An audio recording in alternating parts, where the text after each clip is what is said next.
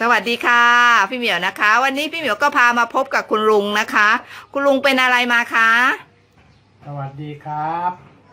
คุณลุงเป็นเรื่องสายตาขับรถกันข้างกลางคืนสายตาเวลาเพ่งมากๆมันจะพร่ามัวน้ำตามันจะซึมออกมาแล้วคุณลุงได้ทานยาตัวนี้สักพักหนึ่งอาการมันก็เริ่มดีขึ้นปกติคุณลุงขับรถเหรอคะหรือว่ายังไงคะขับรถครับอ๋อขับรถส่งของเหรอคะส่งของครับอืมพอทานไปแล้วมีความรู้สึกว่ามันดีขึ้นนิดหน่อยค่อยๆดีขึ้น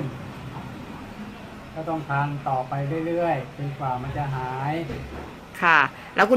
ณลุงประทับใจในสินค้าไหมคะก็ดีนะได้ทานไปแล้วก็ดีขึ้นก็ประทับใจ